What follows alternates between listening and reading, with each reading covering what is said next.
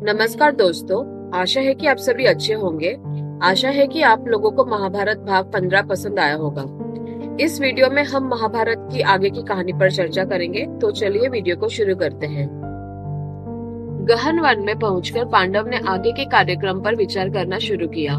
सभी ने तय किया कि मत्स्य देश में राजा विराट के नगर में विचरण करना उपयुक्त होगा। वह नगर अत्यंत सुंदर और समृद्धि है। मत्स्य देश के राजा विराट शक्तिशाली है और उनका दुर्योधन के खिलाफ भी समर्थन है। इसके अलावा वहां छिपकर छद्मवेश में रहना भी संभव है। परस्पर परामर्श करके सभी पांडव विराट नगर पहुंचे और वे सभी अपने छद्म रूप में विभिन्न वेशभूषा धारण कर लिए। युधिष्ठिर ने खुद को एक सन्यासी के रूप में प्रस्तुत किया और अपना छद्म नाम कंक के साथ राजा के पास पहुंचे। युधिष्ठिर ने कहा, राजन, मेरा नाम कंक है। मैं एक ज्योतिषी हूँ और वेद वेदांगों का ज्ञान रखता हूँ। मैं पहले युवराज युधिष्ठिर की सेवा कर चुका हूँ। पांडवों का वनवास होने से मेरा काम चला गया है। मैं आपकी सेवा में आने को इच्छुक हूँ। विराट ने उसे अपनी सेवा में रख लिया। उसी तरह भीम विराट के रसोइया बन गए। अर्जुन प्रहलाद के रूप में रहकर राजमहल की स्त्रियों को नृत्य और गायन की कला सिखाने लगे, विशेष रूप से विराट की कुशला कन्या उत्तरा को। द्रौपदी सैरंध्री के रूप में विराट की पत्नी सुदेशना की दासी बन गई। नकुल ग्रांथिक के रूप में राजा की अश्वशाला में घोड़ों की नस्ल सुधारने के काम में लगे।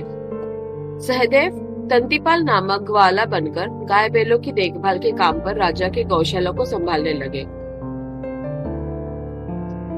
राजा की सेवा में शामिल होने से पहले पांडवों ने अपने अस्त्र शस्त्र नगर के बाहर एक शमी वृक्ष के नीचे गुप्त रूप से छिपा दिया था। ऐसा कोई भी संकेत नहीं था कि वे 5 वीर योद्धा है और द्रौपदी पांचाल नरेश की पुत्री है। समय शांति से बीत रहा था, लेकिन कई बार विवाद उत्पन्न हो जाते थे। रानी सुदेशना के भाई कीचक बहुत बलशाली और वीर थे और वे मत्स्य देश की सेना के प्रमुख थे। कीचक का अहंकार बेहद बड़ा था और वह चरित्रहीन थे। एक दिन उसकी दृष्टि द्रौपदी पर पड़ी तो वह उसे पाने के लिए लालायित हो उठा। उसने कई बार उसके साथ छेड़छाड़ करने की कोशिश की तो द्रौपदी कुंठित हो उठी, परंतु संकोच के कारण वह किसी से कुछ नहीं कह सकी। अपनी इच्छा पूर्ति पूरी करने के लिए कीचक ने पहले अपनी बहन सुदेशना का साथ लिया, लेकिन यह कामयाब नहीं हुआ। जब वह सैरंध्री को और अधिक परेशान करने लगा तो उसने अपने दर्द को भीम को बता दिया। भीम ने चालाकी से सैरंध्री को नृत्यशाला में बुलाया। सैरंध्री ने उसे रात्रि में मिलने के लिए नृत्यशाला में आमंत्रित किया। कीचक वहां पहुंचा। वहां पर भीम ने उसे पकड़ लिया। दोनों के बीच में एक युद्ध हुआ, जिसमें भीम ने कीचक को मार दिया और उसका शव नृत्यशाला में फेंक कर चले गए। कीचक वध का समाचार प्रातः होते ही सारे राज्य में जंगल की आग की भांति फैल गया। उसे किसने मारा यह पता नहीं चल सका।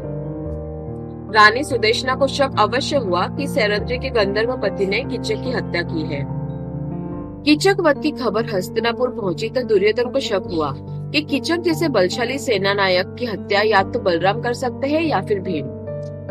पांडवों के 12 वर्ष के वनवास के पूरे होने के बाद दुर्योधन अपने गुप्तचरों की मदद से उनकी खोज करवाने का प्रयास कर रहा था, ताकि वे अज्ञातवास में फिर से 12 वर्षों के लिए जंगल में जाने के लिए भेजे जा सके, लेकिन उनका प्रयास सफल नहीं हो रहा था।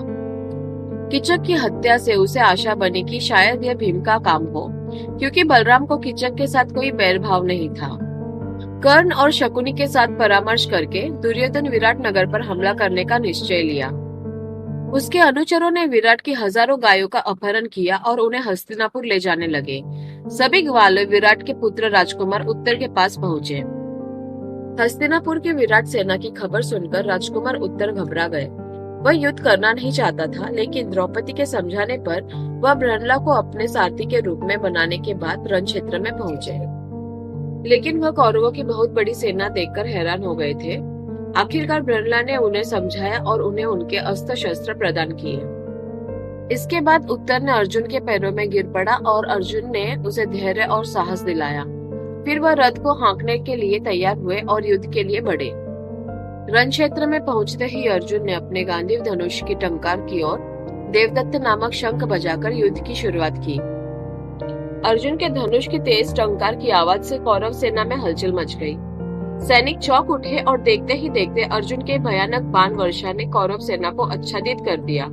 वह अपने बाणों से कौरवों के धनुष को भंग कर दिया और संकट में पड़ी कौरव सेना को भगाया। अर्जुन ने गायों के झुंड को छुड़ा लिया और ग्वालों को गायों को विराटनगर ले जाने के लिए आदेश दिया। इसके बाद वह दुर्योधन का पीछा करने लगे। एक भयानक युद्ध लड़ा गया जिसमें कौरव सेना और दुर्योधन भाग खड़ी हुई। युद्ध से लौटते हुए अर्जुन ने राजकुमार उत्तर से कहा, राजकुमार उत्तर, अपना रथ नगर की ओर ले चलो, शत्रु भाग गया है, इस विजय का श्रेय तुम्हें ही मिलना चाहिए। उत्तर के मना करने पर अर्जुन ने उसे समझाया। विराट नगर में पहुंचते ही राजकुमार उत्तर को जय जयकार मिली, लेकिन विराट का मन चिंतित हो उठा। राजा ने सोचा कि उसका पुत्र एक किन्नर को साथ लेकर कौरव सेना पर विजय प्राप्त नहीं कर सकता। अंत में राजकुमार उत्तर ने अपने पिता की चिंता को दूर किया और पांडवों का असली परिचय दिया। पांडवों का परिचय पाकर राजा विराट खुश हुआ और साथ ही शर्मिंदा भी कि उसने उन्हें एक साधारण अनुचर के रूप में रख लिया। वह पांडवों से क्षमा मांगी। पांडवों ने उसे अपने अज्ञातवास की कहानी सुनाई और उसकी शर्मिंदगी को दूर किया। राजा विराट ने फिर अपनी पुत्री उत्तरा के विवाह के प्रस्ताव की बात की, लेकिन अर्जुन ने कहा, राजन, मैंने उत्तरा को एक शिष्य के रूप में स्वीकार किया है। वह मेरी पुत्री के समान है। यदि आप उसके विवाह करना चाहते हैं तो कृपया मेरे पुत्र अभिमन्यु के साथ उसका विवाह करें। राजा विराट ने अर्जुन की बात मान ली। कुछ समय बाद दुर्योधन ने अपने दूत को भेजकर युधिष्ठिर को संदेश दिया कि उन्होंने अज्ञातवास को पहचान लिया है, इसलिए उन्हें शर्त के अनुसार फिर से 12 वर्ष का वनवास बिताना होगा। दूत की बात पर युधिष्ठिर मुस्कुराए और बोले, दूत, तुम शीघ्र वापस जाकर दुर्योधन से कहो कि पितामह भीष्म और ज्योतिष शास्त्र के जानकारों से सहित कुछ विद्वानों से मिलकर काल गणना कराने के बाद हम निश्चित करेंगे कि अर्जुन ने जिस समय अपने धनुष की टंकार की थी उस समय अज्ञातवास की अवधि पूरी हो चुकी थी या नहीं। मैं पूरी यकीन के साथ कह सकता हूँ कि अर्जुन ने जिस समय धनुष की टंकार की थी उस समय 13 वर्ष पूरे हो चुके थे। दूत युधिष्ठिर के संदेश के साथ हस्तिनापुर लौट गया। तो ये था महाभारत सीरीज का 16वां वीडियो पार्ट। जल्दी 17वां पार्ट आगे की कहानी आप लोगों के लिए जल्दी लेकर आएंगे। इस वीडियो को देखने के लिए धन्यवाद। प्लीज लाइक, शेयर और सब्सक्राइब जरूर कीजिए। आपका दिन मंगलमय हो।